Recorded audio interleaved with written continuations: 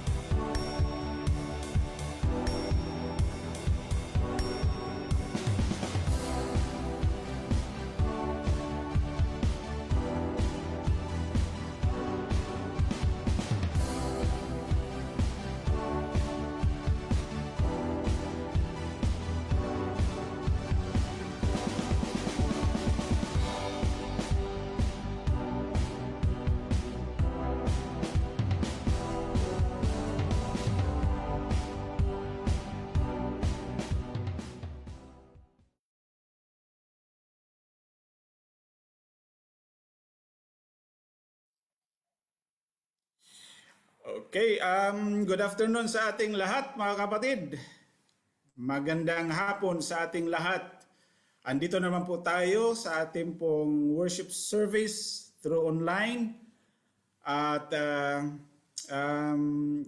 nire-remind po tayo ng Panginoon na whenever the circumstances may come in our way, especially this time, ay dapat po tayo na magpatuloy sa ating pong pagbibigay ng pagsamba at papuri sa Diyos. Kahit nasa anong kalagayan po tayo, mga kapatid, ay nararapat po na ang ating pong Panginoon ay ating pong dakilain.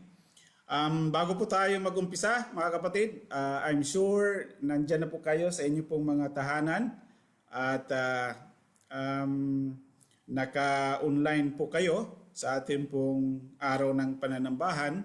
Bago pong lahat ay magbasa po ako ng isang talata, dalawang talata mula sa sulat ni Apostol Pablo sa 1 Thessalonians chapter 5 verses 16 to 18. Ito po ang sinasabi.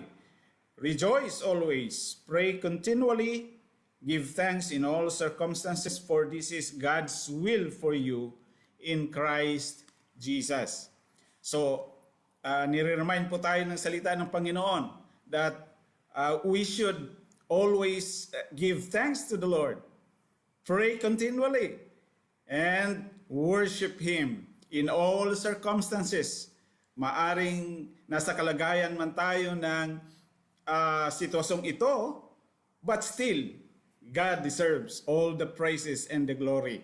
At siya lamang po ang karapat-dapat na sambahin at purihin. So let's worship God in spirit and in truth. Tayo po'y manalangin. Hallelujah. Yes, Lord. Patuloy ka po namin na pinasasalamatan, Panginoon, because of who you are and what you are, Panginoon, sa buhay po namin. Marami po kaming dapat na ipagpapasalamat sa inyo, Panginoon, na masasabi po namin, O Diyos, na tapat ka, dakila ka, at nararapat na ikaw ay luwalhatiin. At kami, Panginoon, ay bago lumapit po sa biyaya ng iyong kahabagan, O Diyos, sa amin pong pananambahan, Panginoon, ay hiniling po namin, O Diyos, na patuloy po kayong mangusap sa amin. Linisin mo po kami, hugasan niyo po kami, Panginoon. At kung mayroon po kayong nakikita na anumang bahid ng kasalanan, Panginoon, ay amin pong inilalapit sa inyo at amin pong ihiningi ng tawad sa inyo, Panginoon. Forgive us of all our sins, Father God. Kami, Panginoon, ay makasalanan, and yet hinugasan ng iyong banal na dugo. At kami, Panginoon, ay patuloy na magpapahugas ng iyong banal na dugo upang kami, Panginoon, sa aming pong paglapit sa inyo, sa aming pong pagsamba sa inyo, Panginoon, ay tunay na madakila po namin kayo, mabigyan po namin kayo ng kaluguran at kaluwalhatian. Tulad ng iyo pong sinasabi na kami ay nararapat sumamba sa inyo in spirit and in truth. At ikaw ay naghahanap ng mga sasamba sa inyo sa espiritu at katotohanan. Panginoon, sa amin pong pagsamba sa inyo, Panginoon, saan man po kami dako naroon ang bawat isa, Panginoon, sa kanya-kanyang mga tahanan, O Diyos, hiling po namin, O Diyos, na ang iyo pong banal na espiritu ang siyang kasama po namin, na sasamba sa inyo, Panginoon, na Panginoon, luluhod sa inyo at i-acknowledge na kayo po, Panginoon, ang may gawa, may lalang ng langit at lupa, at kayo, Panginoon, ang Diyos na makapangyari at kaya niyo pong hawiin ang anumang sitwasyon meron po kami. Ngunit, Panginoon, sa kabila ng sitwasyong ito, ay kaya din po namin, O Diyos, sa biyaya mo, sa pamagitan, Panginoon, ng banal mong espiritu, ay kaya po namin magbigay ng pasasalamat, papuri, tunay na pagdakila, dahil kinikilala po namin, Panginoon, higit sa lahat, kayo ang Diyos ng aming pong mga buhay. Kayo ang Diyos ng aming mga sitwasyon. Kayo ang Diyos ng aming tahanan. Kayo ang Diyos ng aming pong mga tirahan, Panginoon. Kayo ang Diyos na makapangyari. Kaya wala po kaming dapat alalahanin, O Diyos.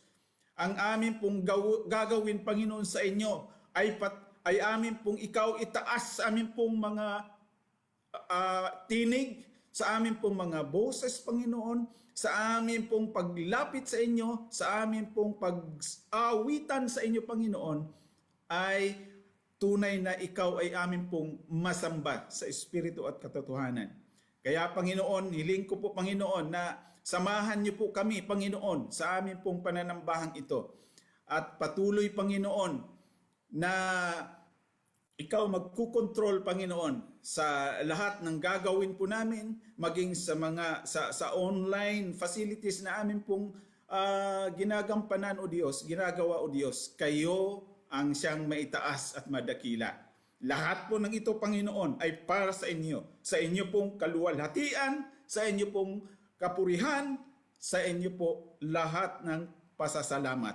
Hiling po namin ito, Ama, sa pangalan ng iyong anak na si Jesus, bayan ng Diyos, magsabi ng Amen and Amen.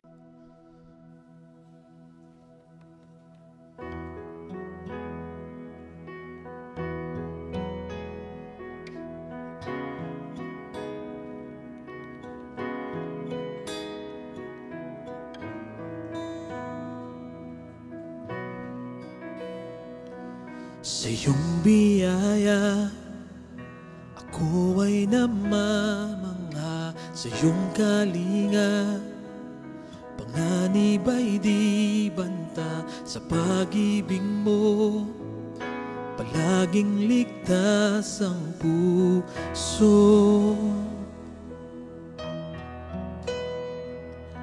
Mangusap ka, lingkod mo'y nakikinig sa ingay bulong mo'y natatangi.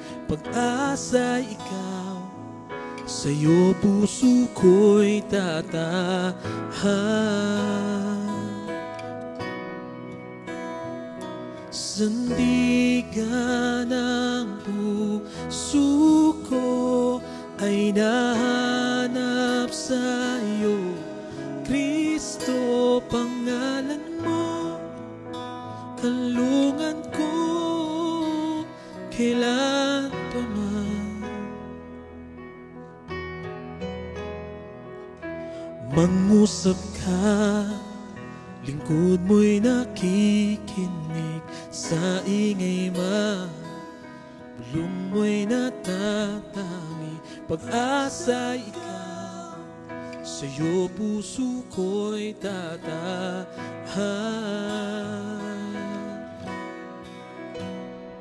Sandigan ng puso ko ay nahanap sa'yo, Kristo, pangalan mo, kalungan ko. Sandigan ng puso ko ay nahanap sa'yo, Kristo, pangalan mo, kalungan ko, kailan pa man.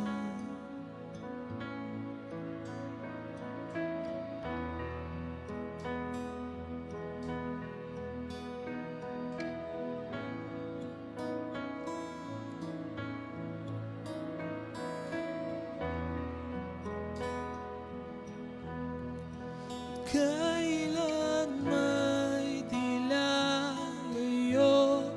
ikaw ang kaligtasan ko. Binabalot ng iyong lakas, sa piling mo ako'y ligtas. Kailan may dilalayo, ikaw ang kaligtasan ko. Binabalot ng iyong lakas, sa piling mo ako'y ligtas. Kailan may dilalayo, ikaw ang kaligtasan ko. Binabalot ng iyong lakas, sa piling mo ako'y ligtas. Sandigan ng puso ko ay nahanap sa'yo, Kristo, pangalan mo, kalungan ko. Sandigan ng puso ko ay nahanap sa'yo, Kristo, pangalan mo,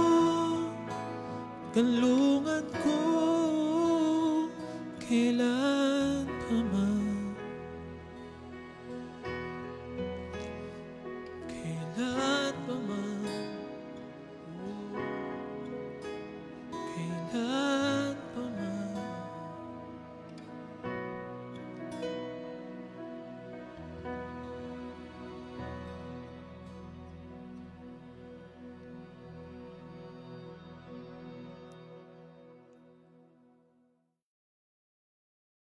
One, two, three, and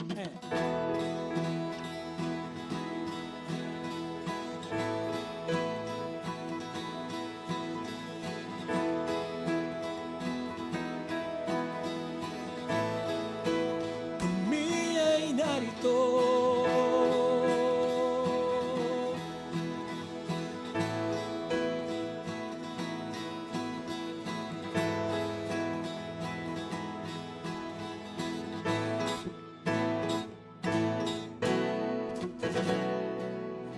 Kami ay narito, dumudulog.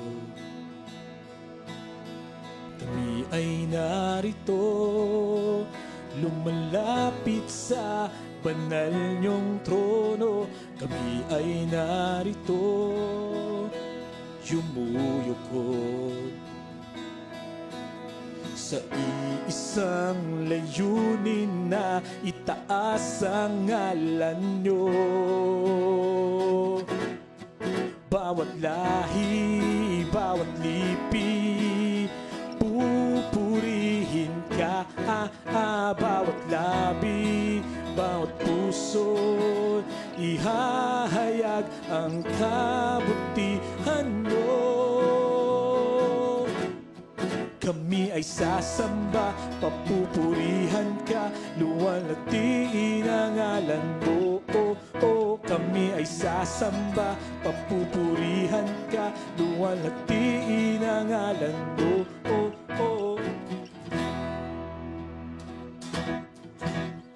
Kami ay narito, sumasamba. Kami ay narito, sumasayaw ng may galak. Kami ay narito, umaawi.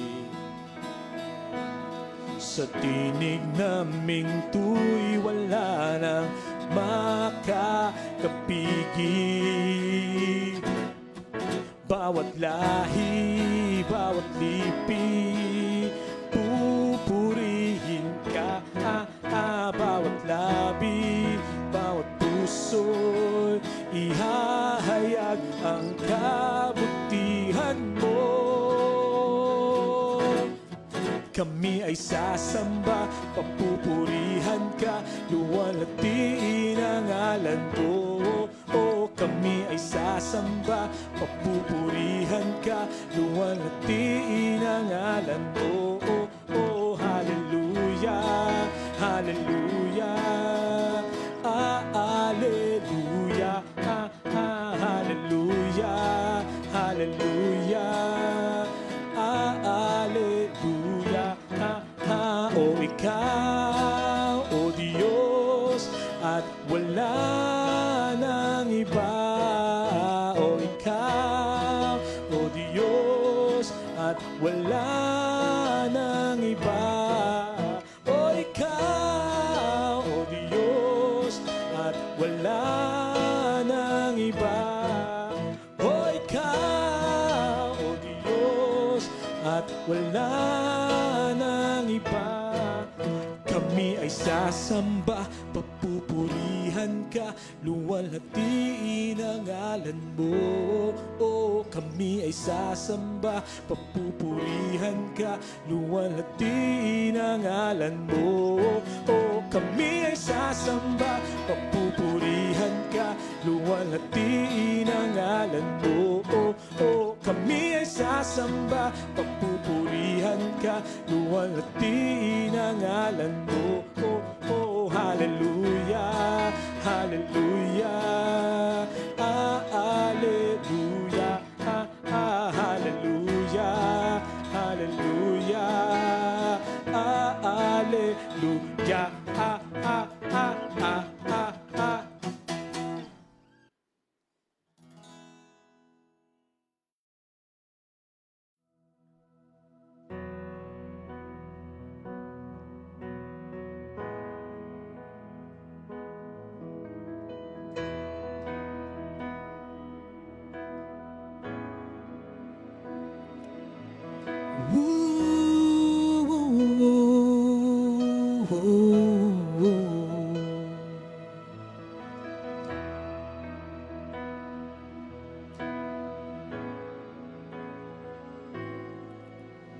Awitin ko man lahat ng awit sa mundo, di kayang ilarawan ng kadakilaan mo. Kulang ang lahat ng tula, kulang maging mga salita upang ihayag ang kabutihan mo. Awitin ko man lahat ng awit sa mundo, di kayang ilarawan ng kadakilaan mo. Kulang ang lahat ng tula, kulang maging mga salita upang ihayag ang kabutihan mo. Wala kang katulad, wala nang hihigit sa'yo. Wala kang katulad, wala nang papantay sa'yo. Ikaw ang Diyos noon pa man, maging ngayon at kailanman. Sa habang panahon, wala kang katulad.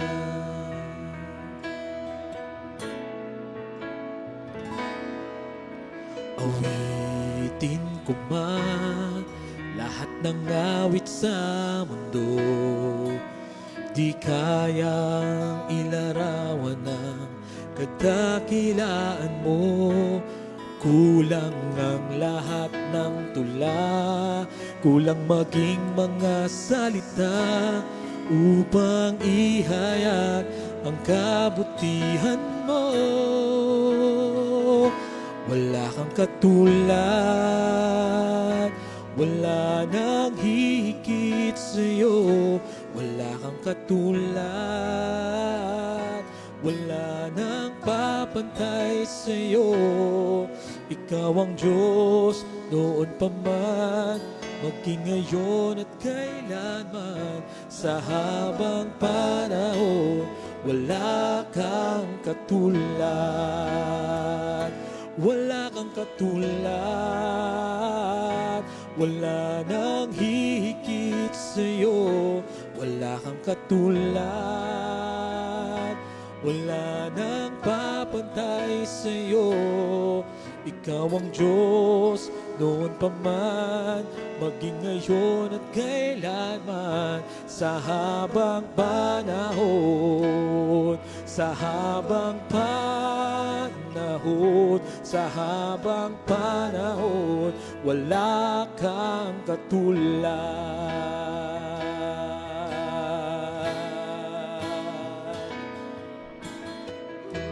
Ikaw ang tunay na Diyos, ika'y walang katulad. Ika'y nag-iisa, ikaw lamang, wala nang iba. Sa'yo ang aming awit, dinggin ang aming tinig, isisigaw sa buong mundo. Ikaw ang tunay na Diyos, ika'y walang katulad. Ika'y nag-iisa, ikaw lamang, wala nang iba. Sa'yo ang aming awit, dinggin ang aming tinig, isisigaw sa buong mundo.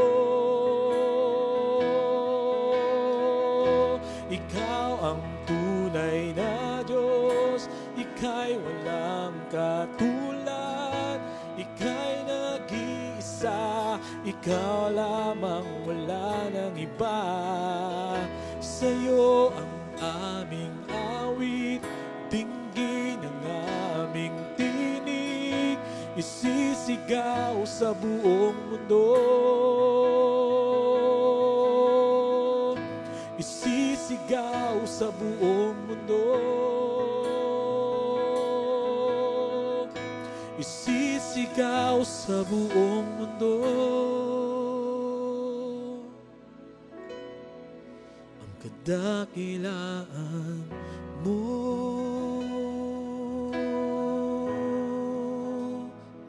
Kadakilaan mo. Oh. Kadakilaan mo.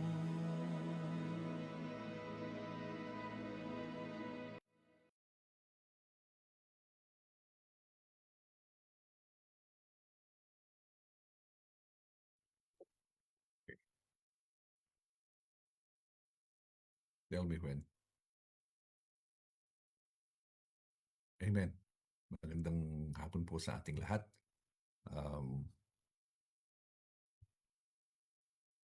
Samahan po ninyo ako sa pagbabasa po sa ating Word of God. Please join me in reading our scripture for today.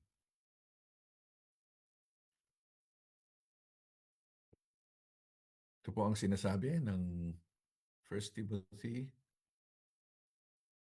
4, 1-5. Let's read it all together, brothers and sisters. The Spirit clearly says that in later times some will abandon the faith and follow deceiving spirits and things taught by demons. Such teachings come through hypocritical liars whose consciences have been seared as with a hot iron. They forbid people to marry and order them to abstain from certain foods which God created to be received with thanksgiving by those who believe and who know the truth. For everything God created is good, and nothing is to be rejected if it is received with thanksgiving, because it is consecrated by the word of God and prayer. Praise be the name of the Lord in the reading of His word. Amen. Kumusta na po kayo mga kapatid? Before we get to the word, I would just like to gusto ko lang pong ipaabot ang amin pong me and the pastoral team. We would just like to extend our care and our love and our support for each one of us. It's not an easy time for any of us, and we are constantly in prayer. Lagi po kaming nangungumusta sa inyo, and if ever there is anything we can do, please let your LG leader know, let your area pastor know kung ano pong magagawa po natin. Dahil po dito, hinihiling ko po na ang bawat isa po sa atin ay magpatuloy po sa pananalangin. In fact, we're going to have a nightly OPM dahil yun po ang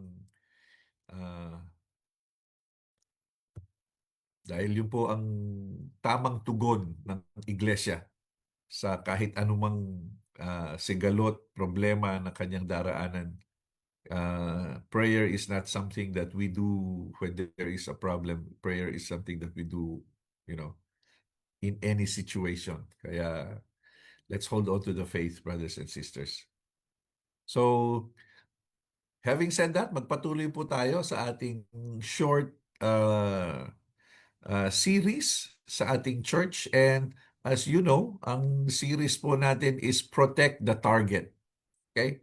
Protect the target. Kasi sabi ni Lord, in the last days, many will turn from the faith.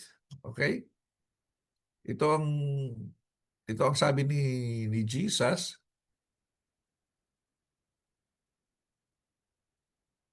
Ito ang sabi ni Lord sa Matthew 24, then you will be handed over to be persecuted and put to death, and you will be hated by all nations because of me. Ito ang sabi ni Jesus, this is the last days. This is our time. At that time, many will turn away from the faith and will betray and hate each other. At that time, sabi niya, yung sinasabi ni Jesus na at that time, ngayon po iyon. At that time, many will turn away, and many false prophets will appear and deceive many people. Because of the increase of wickedness, the love of most will grow cold. So many will turn away. Some of the love of the love of most will grow cold. At tatlo po yung sinasabi ni Jesus na dahilan dyan.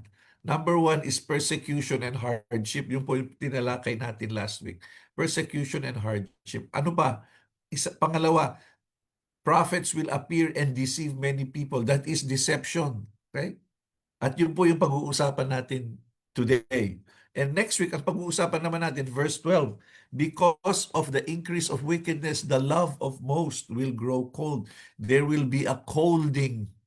Okay? There will be may paglabig ba ng pagmamahal ng marami. So, this turning away in the last days will be caused by three things: persecution and hardship, deception, and the love of many will grow cold. So, yan po yung kinalalagyan po natin. Like we said last time, we are in a little bit of a conflict, and these warring nations, they have their own targets. But in this bigger conflict where we are in, there is a target of the enemy.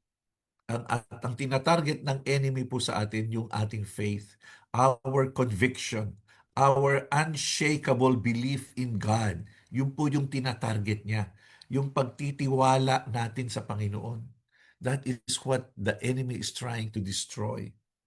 Because he knows that if we lose our trust in God, if we lose our reliance on God, if we stop surrendering to God, we are going to be drawn away from God. And eventually, if we are not careful, we might turn from God. So that is the target of the enemy. And one of the ways that he targets our faith is by deception. Ano po yung deception? Panlilinlang. He makes us believe into something other than God. Okay? Yung mga katotohanan na paniniwala natin sa Diyos, yun ang sinisira ni Diablo. In fact, this is what Timothy says. Paul says to Timothy, our first verse, the Spirit clearly says that in later times, some will abandon the faith and follow deceiving spirits. Okay? The Spirit clearly says, maliwanag na sinasabi ng Espiritu. This is not something that is unclear. This is not a hypothesis. This is truth. The Holy Spirit clearly says it. What does the Holy Spirit clearly says? That in later times, some will abandon the faith. Kailan yung later times? Later times is today. Today. What will happen today? Some will abandon the faith. Okay? Sabi sa ibang salin, sabi sa ibang part ng Bible, many. Okay? So it's some and many. Anong gagawin nila? They will abandon the faith. Like we said last week, some Christians, some lose their salvation. It is possible for a person to lose his salvation when he abandons his faith, his conviction, his reliance, his trust in Jesus. When he stops trusting in Jesus, he could lose his salvation. Ito po yung ibig sabihin ng abandon the faith. Anong ibig sabihin ng abandon? Yung ano ba, yung iniwan niya yung kanyang pananampalataya. Yun ang ibig sabihin ng abandon. Dati magkasama kayo, ngayon iniwan mo na.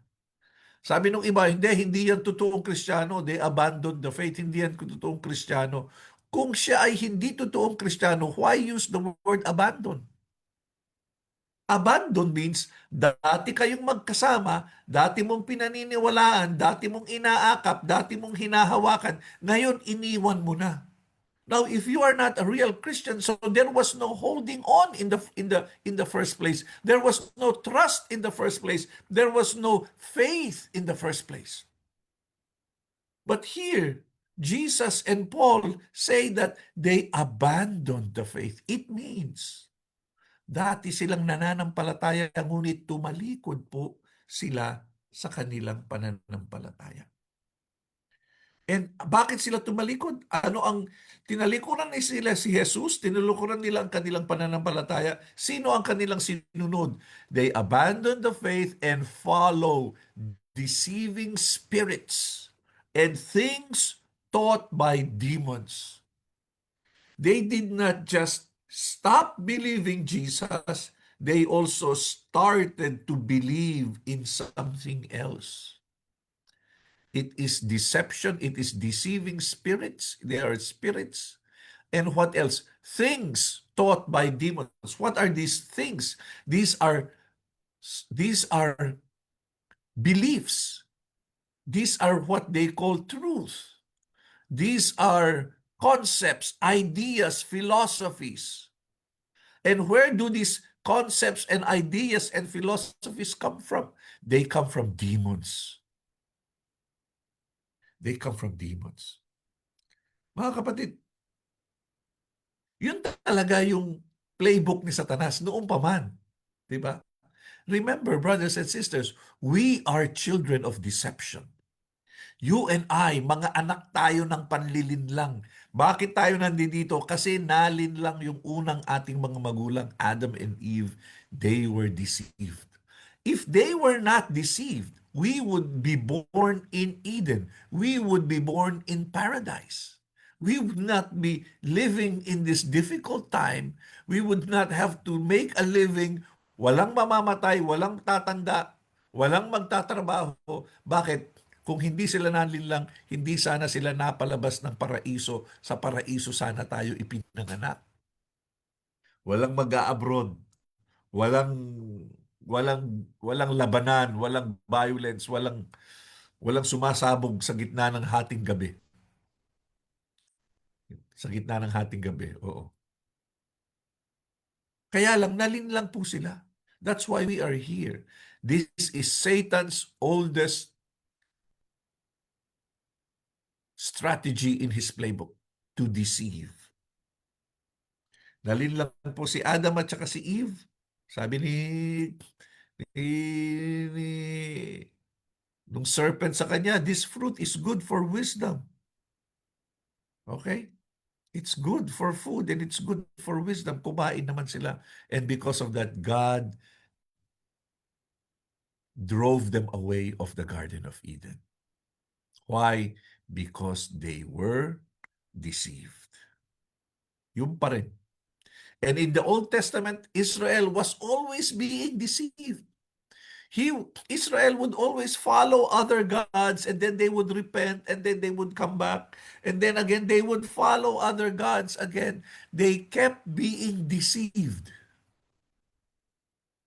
Bakit? Kasi nga, yung ibang relihiyon, kung ano yung gusto ng katawan nila, ibinibigay nung ibang mga relihiyon. And they kept falling for it. They kept being deceived. They kept being drawn away from Yahweh. Why? Because of deceiving spirits and philosophies and ideas taught by demons. And even in the New Testament, okay? Sa New Testament, yung early church, tuloy-tuloy din. Lagi silang may kalaban na false teachings. Lagi silang may kalaban na na false prophets and false teachings and heretical teachings. Ganun po sila. Laging deception ang kaaway. I think, and other writers also say this, I agree with them, I think this is the greatest enemy of the church. Is not evil spirits, or it's not the manifestation of evil spirits in exorcism, yung mga napoposes, hindi yun. I think ang pinakamalaking kalaban ng church ay yung deception. False teachings, false prophets. Yun ang pinakamalaking kalaban po natin. Kaya truth number 1, Satan is actively trying to destroy our faith through deception today. Not yesterday, not tomorrow, but today. The battle is ours, brothers and sisters. This is the battle we fight. The battle we fight is deception. At ano ang bala ni Satanas? Wrong, false teachings, demonic teachings, demonic philosophies, and ideas. Kaya ang sabi ni Jesus answered, "Watch out that no one deceives you." This is Matthew 24:4 and 5. Look at the language of Jesus. This is a warning that's given by Jesus. Sabi niya, watch out! Anong ibig sabihin Tagalog nito? Mag-ingat kayo. He is warning us of a danger. Mag-ingat kayo na walang manlilinlang sa inyo. Watch out that no one deceives you. Bakit? For many will come in my name, claiming I am the Christ, and will deceive many. Anong sabi niya? How many will come claiming to be Jesus? Sabi niya, many will come. Not a few, not a little, not several. Many will come in my name. Merong isa sa Pilipinas. Kilala nyo na kung sino yun. There is one pastor in the Philippines who claims to be the Son of God. Clearly a deception. And do people believe him? Do people laugh at him? Oh no, people believe him. Many believe him. Kaya nga ito, sabi dito, many will deceive many. Many are deceived. Kaya sabi ni Jesus, watch out that no one will be deceived. 1 John 4:3, but every spirit that does not acknowledge Jesus is not from God. This is the spirit of the Antichrist, which you have heard is coming, and it even now is already in the world. Look at verse 3. Every spirit that does not acknowledge Jesus is not from God. So what is the false teaching that they are fighting here now? Some people believe that some people do not acknowledge Jesus.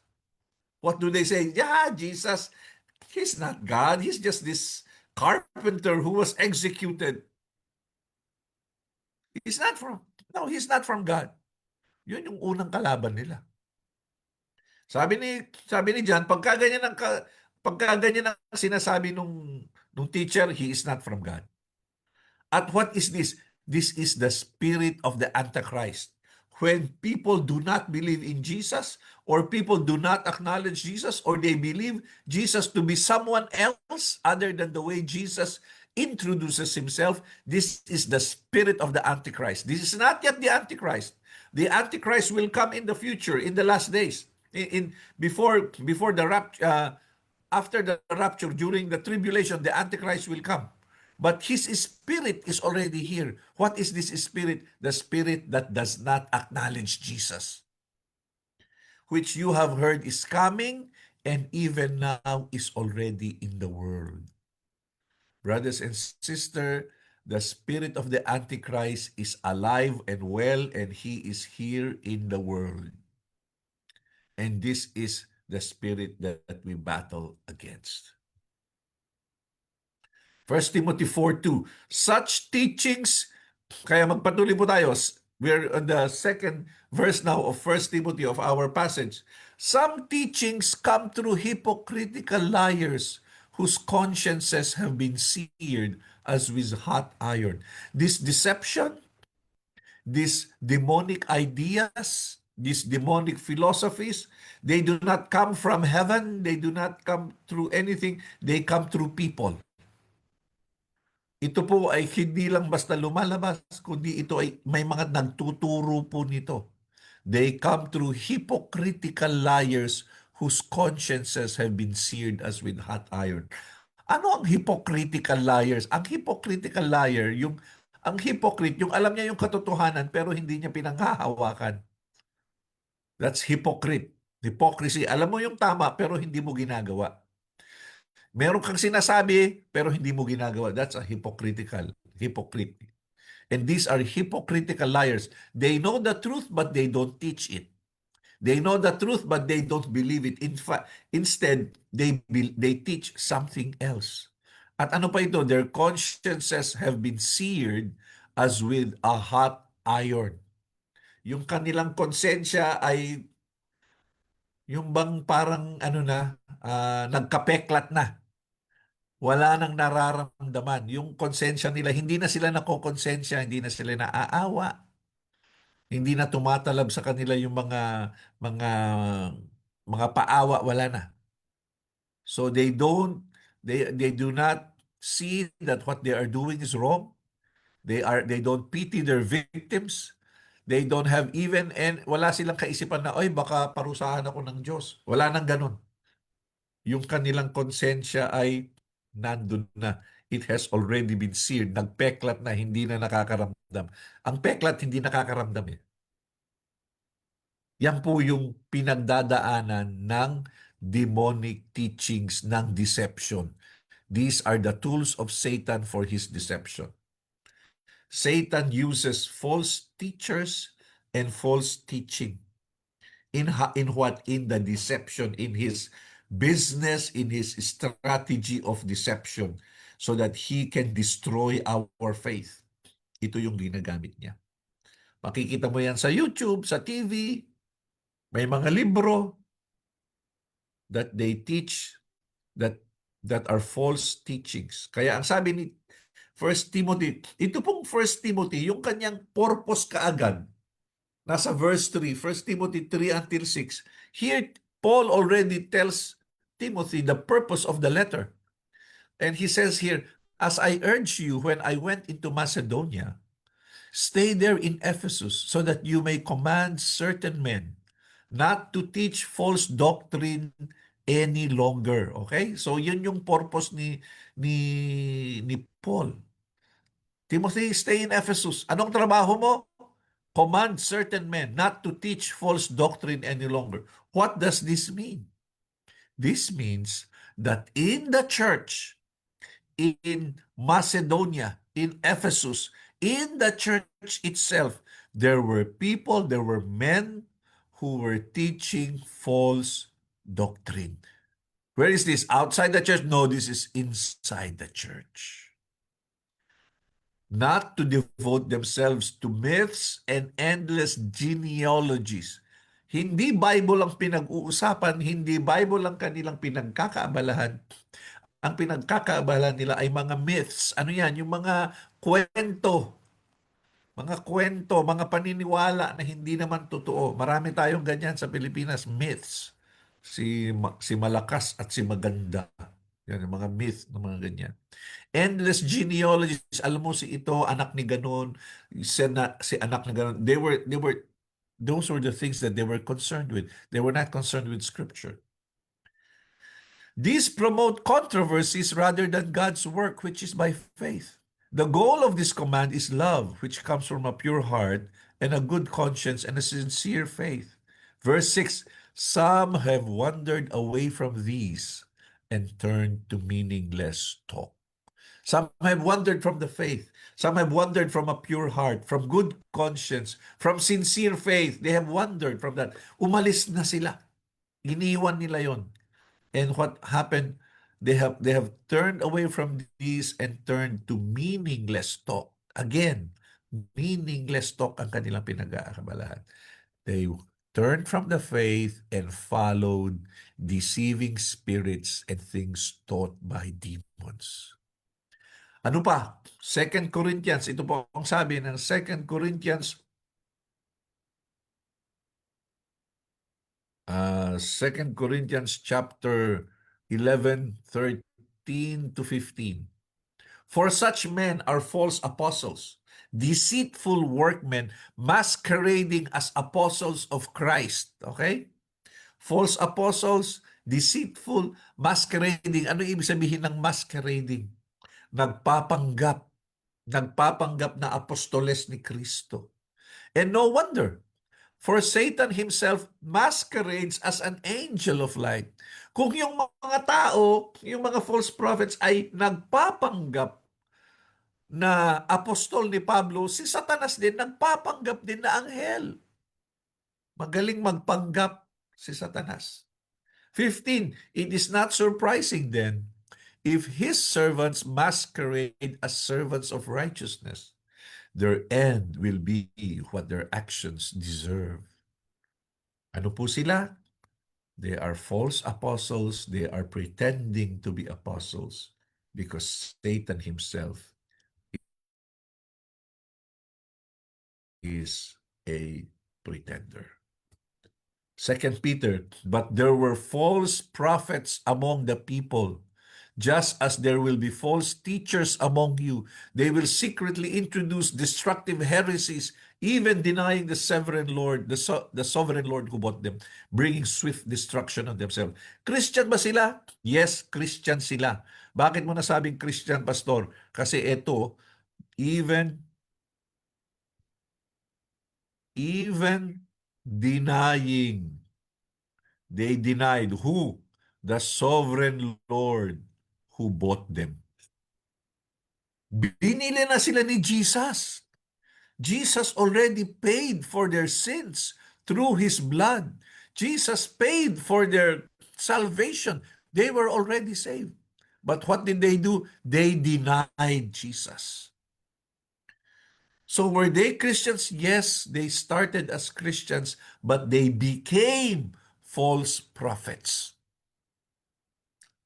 Iniwan nila ang pananampalataya nila, kapatid.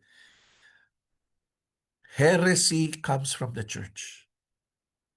False teachings come from the church. Sa atin din po nagmula. Bakit? May mga tao kasi na hindi sila patuloy na naniniwala at unti-unti silang nawawala sa Panginoon. At sila pa yung malakas na loob na magturo. Heresy, false prophets did not just come from outside, they also come from the church. Meron din naman yung talagang hindi Christian.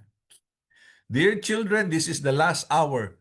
And as you have heard that the Antichrist is coming, even now many Antichrists have come. This is how we know it is the last hour. They went out from us. So galing sila sa church. They went out from us, but they did not really belong to us. Ito yung mga hindi talaga na born again. For if they had belonged to us, they would have remained with us. But their going showed that none of them belonged to us. So some false prophets were really Christians in the beginning, but they wandered from the faith. And some false prophets were not really saved in the first place. They were never Christians. So ito po yung mga taong ginagamit ni Satanas na magpapasabog ng mga maling katuruan, mga panlilinlang. At kung hindi po tayo mag-ingat, baka po tayo malinlang din. Satan uses false teachers and false teachings. Truth number 3, false teachings oppose Scripture. Paano ko malalaman, Pastor? Kung ano yan? Kung totoo o hindi? Simple, makikita mo sa Bible. Tingnan niyo ang ginagawa ng mga tao. We go now to our last 3 verses. They forbid people to marry and order them to abstain from certain foods, which God created to be received with thanksgiving by those who believe and who know the truth. Tingnan nyo, ano yung pinagbabawal nila? Dalawang bagay, example lang, dalawang bagay. Pag-aasawa at saka pagkain ng certain foods. So isipin nyo na kung anong mga relihiyon yung mga gumagawa nun. Isipin nyo na kung anong mga katuruan yung mga nagtuturo ng ganun. Pinagbabawal ang mag-asawa. At meron silang mga pagkain ipinagbabawal. Okay? Kaya doon mo makikita, sabi ni Paul, na they are false. For they forbid people to marry and order them to abstain from certain food, which God created to be received with thanksgiving. Ginawa ng Lord yan eh. Di ba sabi sa Genesis, lahat ng ginawa ng Lord mabuti. When God looked at His creation, He said, it is good. So what God created is good and it is created to be received with thanksgiving. So mga kapatid, hindi bawal ang mag-asawa at walang pagkain na bawal. Oh, praise the Lord. Walang pagkain bawal. So ang pagkain ay it is supposed to be received with thanksgiving. Why? Verse 4, for everything God created is good. And nothing is to be rejected if it is received with thanksgiving, because it is consecrated by the word of God and prayer. Okay? Ngayon, paalala lang, pastor, paano kung bawal sa akin yung pagkain? Hindi ko mong kainin, bawal eh. Pero yung pagbabawal na iyon ay dahil sa health mo. Di ba? May gout ka, tapos kakain ka ng bawal na pagkain. Huwag. You're trying to lose weight and then you will eat a big slice of cake. Huwag.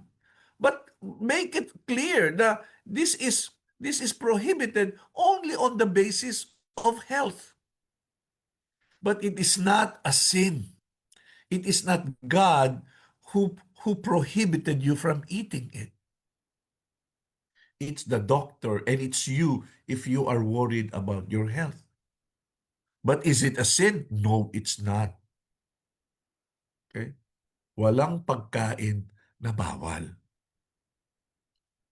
At yan yung itinuturo ng mga false prophet. Dito mo makikita na false sila kasi yung itinuturo nila ay taliwas sa salita ng Diyos.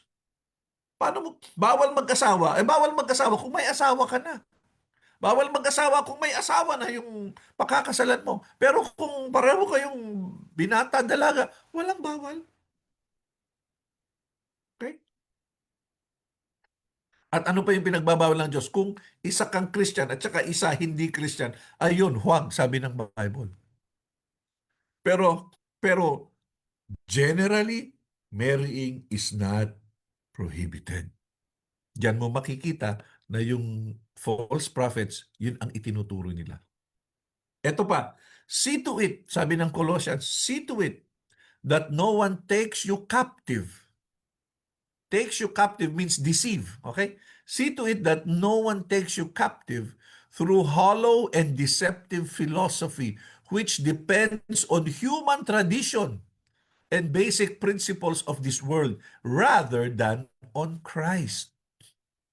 So dyan din tayo, nadideceive din tayo dyan sa mga basic philosophy that depend on human tradition. Tradition yun.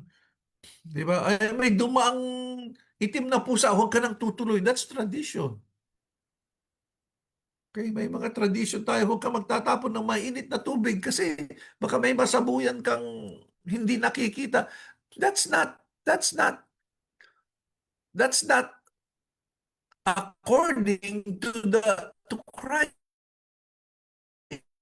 They are according to the great principles of this world and not on Christ. So may mga false teaching po na hindi naman itinuturo, kundi tradition lang natin. Mag-iingat din po tayo doon. Okay? So isipin nyo na po kung ano yung mga false teachings na iyon, na mga basic traditions of this world. Okay? Sa New Testament, mga kapatid, sa Bible pa lang, marami ka nang makikitang mga false teaching The early church contended, fought, battled false teachings. Okay? Ano yung mga false teachings nila? Isang false teaching na pinaglaban talaga nila, sabi ng mga tao, hindi naman nag-resurrect si Jesus. That was a false teaching. That's why you will see that the Bible always teaches that Jesus resurrected. Why? They were battling this false belief at that time. Ano pa? In the early church, ano ang kalaban nilang false teaching? Yung kalaban nilang false teaching was sinasabi nila na Jesus is not God. Some people believe, oh no, Jesus is not God. He is the Son of God, but He is not God Himself. Kaya pinaglaban nyo, no, Jesus is God. Meron namang false teaching, no, Jesus is purely God. He's not human. Kaya pinaglaban ni John yun. Sabi niya, kailangan mong maniwala na si Jesus ay tao rin. So these are false teaching. If you believe that Jesus is only man, that's a false teaching. May church na nagtuturo niyan sa Pilipinas, di po ba? Pinaglalaban nila si Jesus ay tao, hindi Diyos. That is a false teaching. Meron pa, ano pang mga sa New Testament mismo, ceremonialism, ano po yun? They had special days, they had special rituals, they had special ceremonies that they did. Wala pong ganun. Ang tinuturo lang ni Lord na seremonya natin, na ritual natin, yung baptism at saka yung communion, yung Holy Communion. Yun lang yun. Wala lang iba pa. Ano pang ipinaglalaban po nila noon? Asceticism, yung bang bawal. Uy, huwag kang kumain yan. Uy, huwag kang gumawa nito. Huwag kang luluhod dyan. Huwag kang pupunta dyan. Legalism po yun. Wala pong ganun. Wala. Christianity is freedom in Christ. These are false teaching. Meron po akong narinig noon, bata pa ako Kristiyano, sabi nung isang, hindi naman siya pastor, pero isang nagturo. Sabi niya, huwag kang mag-pray sa bathroom. Bastos yun sa Diyos. Huwag kang mag-pray sa bathroom, huwag kang magbasa ng Bible sa bathroom. Kabastusan sa Diyos yun, wala po sa Bible yun. That is a false teaching. You can find God everywhere, anywhere.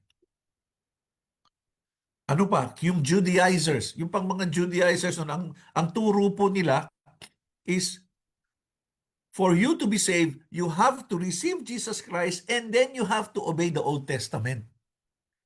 It's not enough that you receive Jesus Christ, you also should obey the Old Testament. Ibig sabihin, you receive Jesus Christ and then you should have circumcision.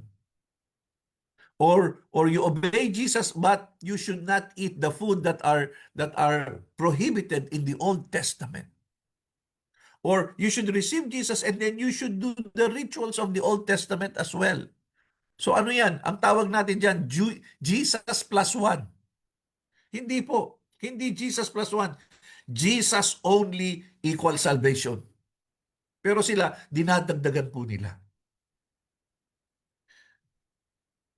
Sa panahon natin ngayon, may mga nagtuturo na if you don't speak in tongues, you are not saved. Again, this is Jesus plus one. No, you have to receive Jesus Christ and then you have to speak in tongues. If you only receive Jesus Christ but you don't speak in tongues, then that's not true. Jesus plus one, you have to receive Jesus and then you go to church. No, you don't need the church to be saved. To be saved, okay? But you need the church to grow as a Christian. Yun po yung mga false teachings, and this is what Jesus is telling us. Watch out. Okay? Watch out.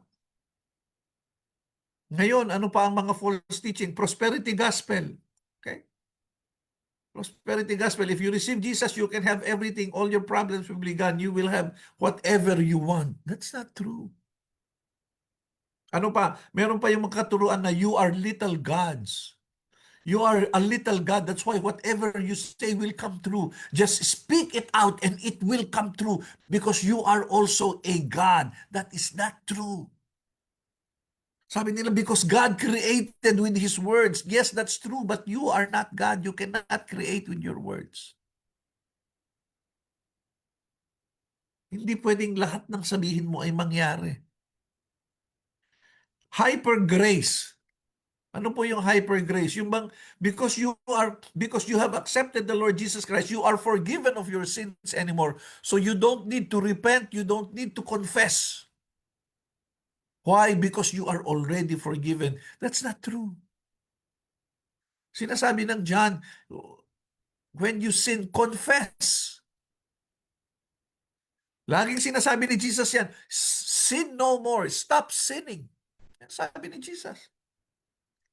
Pero yan po yung these things, brothers and sisters, are far more common than we think. They are common. Kaya mag-ingat po tayo lalo when we go to the internet, we go to YouTube, we are exposed to many of these false teachings. Sabi ni Jesus, watch out. Watch out that you will not be deceived. Those are examples, mga kapatid, of false teachings, and there are dangerous teachings as well. Ano yung mga dangerous? Sabi nila, follow your heart. Kung ano ang gusto ng puso mo, yun ang sundin mo. Kasi kung ano ang gusto mo ng puso mo, yun din ang gusto ni Lord para sa'yo. Hindi po totoo yun.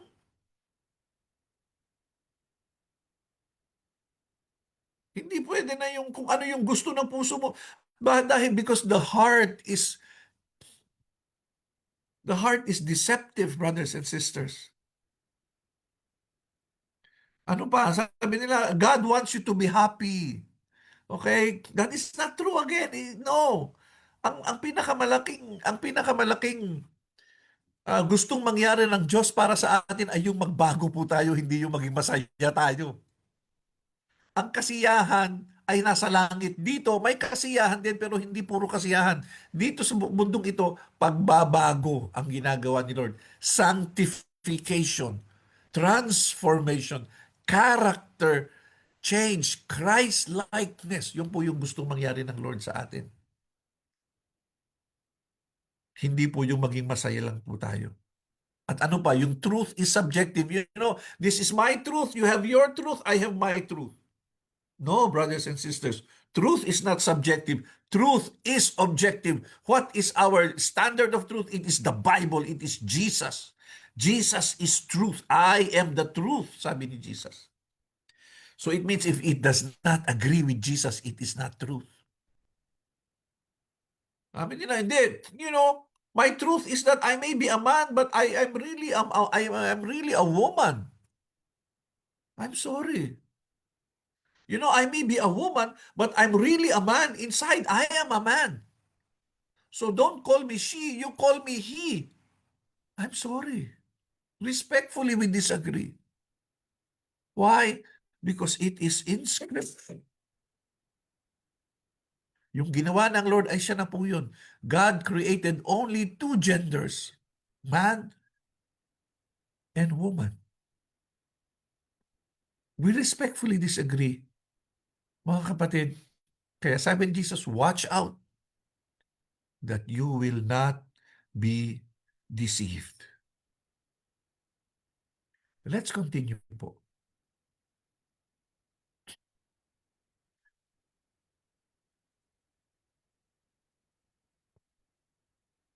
So, false teachings oppose Scripture. So, Pastor, how do we know what is false and not? How do we know? Sabi ni Jesus Christ, false Christ and prophets will appear and perform great signs and miracles to deceive even the elect, if that were possible. Brothers and sisters, I would like you to look at this verse, please. This is in Matthew 24:24, and this is what Jesus said. He said, in the last days, this is our time, false Christ and false prophets will appear and perform great signs and miracles. What is the purpose? To deceive even the elect. Who's the elect? We are. If that were possible, sabi ni Jesus Christ. So ano ang sinasabi ni Jesus dito? There is a protection among us. There is a protection He put on us so that we will not be deceived. Okay? Sabi niya, if that were possible. Ibig sabihin, it's not possible.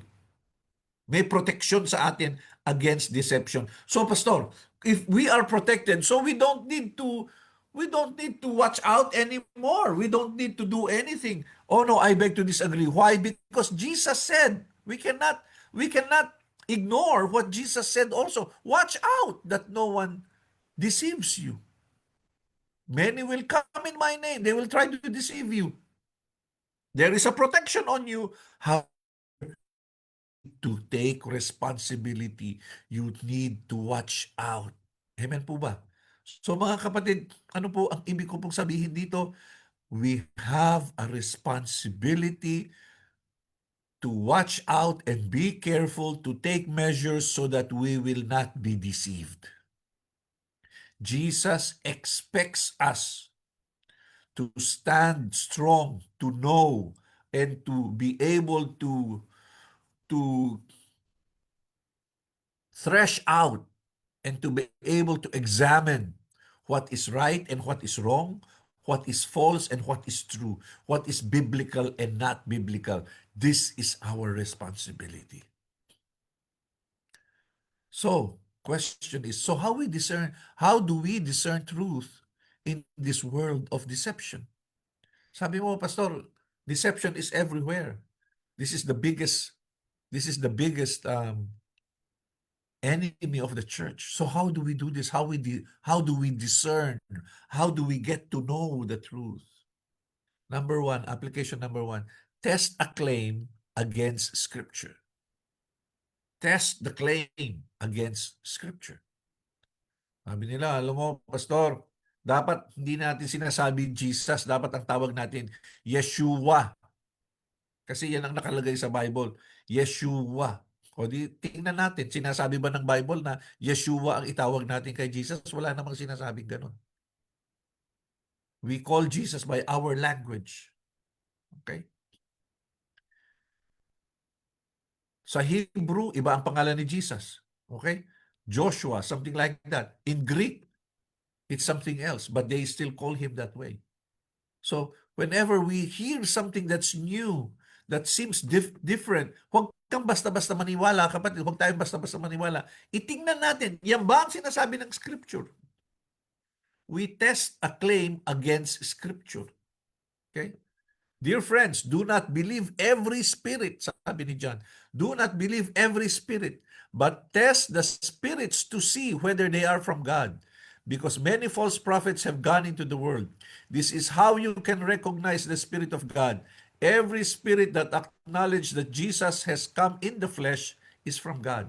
But every spirit that does not acknowledge Jesus is not from God. This is the spirit of the Antichrist whom you have heard is coming and is even now already in the world. We test the spirit. Okay? How do we test? Now the Bereans were of more noble character than the Thessalonians, for they received the message with great eagerness. And what did they do? They examined the Scripture every day to see if what Paul said was true. Alam niyo po, nagagalak po ako na meron tayong PowerPoint. Kasi dito po sa PowerPoint, iisa po yung binabasa natin. One time, siguro babalik din tayo dun sa Bible, pero sa ngayon kasi nakikita ko kasi yung gamit nitong PowerPoint na iisa yung binabasa natin. At naipapakita ko po sa inyo yung verse na itinuturo naming mga pastor. At pagkatapos, ang gusto po namin makita, mangyari is yung itinuturo namin ay makita nyo na galing sa Scripture. Hindi lang basta sinabi namin, dapat na po kayong maniwala. Hindi. Kailangan makita nyo po yung proseso o yung koneksyon nung truth na sinasabi namin at namanggaling sa Bible. Kung hindi nyo po makita yon, hindi nyo dapat paniwalaan. Look at these Thessalonians. They examined to see if what Paul said was true. So ganun din po tayo. You examine the Bible to see if what Butch said is true. You examine the Bible to see if what Pastor Paul said is true. If what Pastor Joey, Pastor Mandy said is true. We have to examine that. Kaya I would like to ask you, brothers and sisters, to be more critical. To be more, wag po basta tayo lunukin yung itinuturo po namin. Okay? Dahil nagkakamali po ang tao. And pagka nagkamali po kami, please call our attention. Why? Tao lang tayo. And we don't want to be deceived and to be misled. We have to ask the question, where does it say that in the Bible? Pastor, yung sinasabi mo, saan yan sa Bible? Pakita mo sa akin. Book, chapter, verse. At hindi po baling tanong yun. Mapakabuting tanong po yun. At sana gawin din po natin yan pag nanood tayo ng YouTube. Nanood tayo kung anong nabasa natin sa internet. Ask that question. Saan yan sa Bible? At pagka pinakita niya sa'yo, tingnan mo, tama ba? Tama ba? Why? Because we are fighting against deception. Number two, ask God for wisdom. Ask God for wisdom. Hindi ko talaga alam eh. Pray for it. If any of you lacks wisdom, he should ask God, who gives generously to all without finding fault, and it will be given to him. But when he asks, he must believe and not doubt, because he who doubts is like a wave of the sea blown and tossed by the wind. That man should not think he will receive anything from the Lord. What is this? If you lack wisdom, ask God. The Holy Spirit will speak, brothers and sisters, because he is the Spirit of truth. And Jesus is truth. Our God is truth. There is no lie in him. We just need to ask. Lord, meron akong narinig parang tama, pero totoo ba to? Ask God and he will give you wisdom. Number three, consult those more mature than you. Go to your LG leader, go to your pastor. Okay? Plans fail for lack of counsel, but with many advisors, they succeed. Hindi mo alam, nakarinig ka ng bago. Tama ba ito, pastor? Magtanong po tayo. Bakit? Kasi yung mga mas nauna na po sa atin, mas meron na rin po silang wisdom, meron na po silang mga experience. Okay? Number 4, check for the fruit of the one making the claim. May nagsabi sa iyo, parang totoo pero parang mali. Tingnan mo rin yung buhay niya. Hindi mo siya uukit-kitin, hindi mo siya imamarites, hindi mo siya ipapa-private investigator. Hindi lang. Ano lang yung nakikita mo sa buhay niya? Yung buhay ba niya ay nakikita mo ba si Kristo sa buhay niya? Nakikita mo ba yung karakter ni Kristo sa buhay niya? Ipinamumuhay ba niya si Kristo? Kaya sabi ni Lord, watch out for false prophets. They come to you in sheep's clothing, but inwardly they are ferocious wolves. By their fruit you will recognize them. Do people pick grapes from thorn bushes or figs from thistles? Likewise, every good tree bears good fruit, but a bad tree bears bad fruit. A good tree cannot bear bad fruit, and a bad fruit cannot bear good fruit. Every tree that does not bear good fruit is cut down and thrown into the fire. Thus, by their fruit, you will recognize them. You will know the false prophets by their life. Okay? Namumunga ba sila? Do you see the fruit of the Spirit in them? O puro siya kayabangan? O puro self-centered? Okay? So check his life. And then lastly, grow in righteousness. The more we grow in righteousness, the more wisdom we will have. The more time we spend with God, the more God does work in our lives, the more we will become wise enough to discern truth and not truth. And what is true and to discern what is false. But solid food is for the mature, who by constant use have trained themselves to distinguish good from evil. Solid food is for the mature. What is solid food? Solid food is the Bible.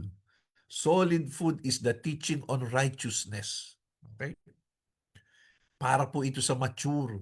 Itong mga mature, they constant use, they have trained themselves to distinguish good from evil. Who trained them? Themselves. What did they use? The Bible. And because of this training, they were able to know, they were able to distinguish, they trained themselves to distinguish good from evil. Bakit? Marami na silang alam eh.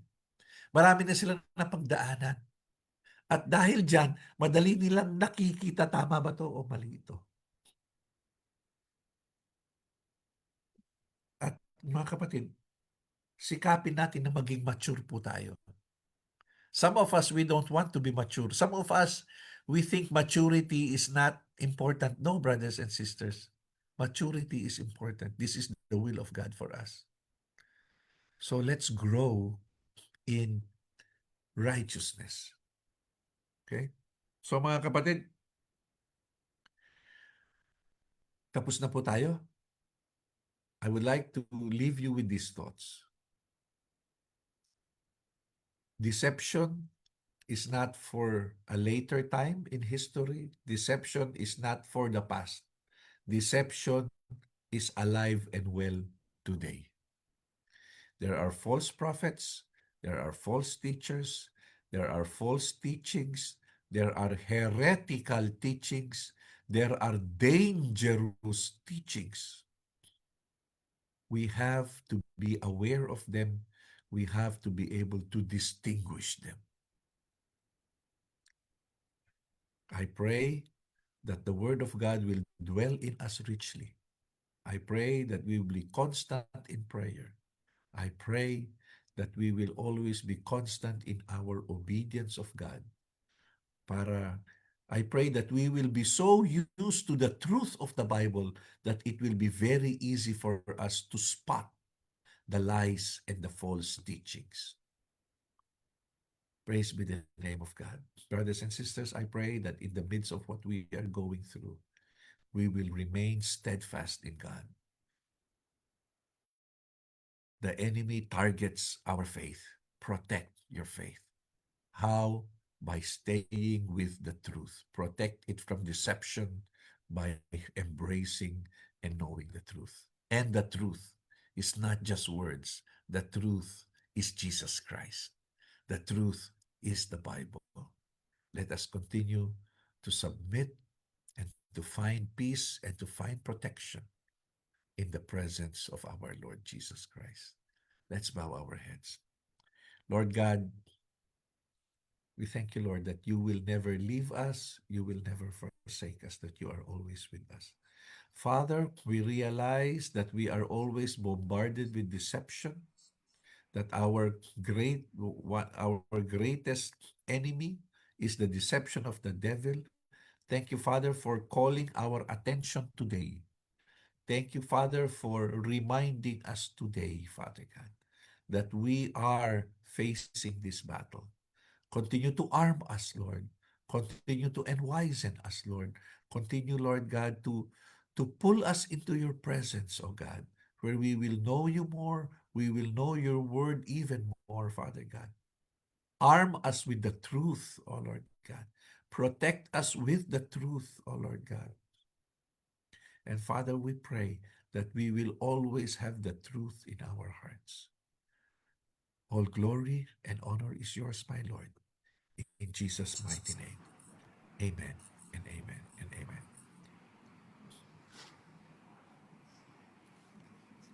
Amen po mga kapatid. At purihin po ang Diyos. At palakpakan po natin ang Panginoon sa kanyang mga salita. Hallelujah. Hallelujah. Yes, Lord. Tunay Panginoon na ang iyong mga salita ay nagbibigay ng warning at kami Panginoon ay patuloy na ninanais namin na kami ay lumago at patuloy namin i-examine, aralin ang iyong pong mga salita upang kami Panginoon ay hindi ma-deceive kung hindi kami ay lalago sa amin pong pananampalataya po sa inyo. Marami pong salamat, Pastor Boots. At tayo po ngayon ay sumamba sa Panginoon sa pamamagitan po ng ating mga tithes and offering, mga kapatid. At bago po tayo dumako po sa ating tithes and offering, meron pong ifa-flash dyan po sa inyo pong mga screen. Since tayo po ay online, so we will encourage you to give your tithes and offering through benefit pay, mga kapatid. So, ifa-flash po sa mga screen po natin yung benefit pay number at dyan po kayo magbibigay ng inyo po mga tithes and offering. Mula po sa sulat ni Apostol Pablo sa 2 Corinthians chapter 9 verse 6 to 7, ito po yung sinasabi. Remember this, whoever sows sparingly will also reap sparingly, and whoever sows generously will also reap generously. Each of you should give what you have decided in your heart to give, not reluctantly or under compulsion, for God loves a cheerful giver. So mga kapatid, tayo po'y sumamba sa ating pong Panginoon sa pamagitan po ng ating mga tithes and offering. At yun po ay isang pagsamba sa Panginoon. Okay po, so tuloy po tayo. Iniling ko po lahat na tayo po'y yumuko at manalangin para sa ating po mga tithes and offering. Hallelujah. Yes, Lord, we acknowledge that you are the owner, the source of our life, of everything that we have. Ang aming pong mga trabaho, Panginoon, comes from you. They are yours. At ang aming pong lakas, ang aming pong talino, ang aming pong kakayanan, whatever we have, Panginoon, comes from you. So nothing that we have ay nanggagaling po sa amin. These are all comes from you. And we acknowledge that in everything that we have, that we do, ay kailangan po namin na ito ay amin pong ibalik sa inyo bilang handog, pagpupuri, pasasalamat, at pagsamba, Panginoon, acknowledging that you are the owner and the source of everything. Hindi po namin kayang bayaran kayo, hindi po ito bayad, Panginoon, ang amin pong mga tithes and offering. Ito po, Panginoon, ay amin pong isinasauli sa inyo, Panginoon, because these comes from you. Kaya, Panginoon, kami po'y mula sa amin pong mga puso, kami po'y naghahandog, nagbibigay ng amin pong mga kapo, mga kaloob, not because kami, Panginoon, ay mula sa amin ito ibinigay. Bagkus, Panginoon, lahat po ng ito ay nagmumula po sa inyo. Amin pong sinasauli sa inyo bilang pasasalamat at bilang handog, Panginoon, at pagsamba sa inyo. Yamang ikaw ang Diyos na may likha, may akda, at siyang may-ari ng amin pong mga tinatangkilik, Panginoon.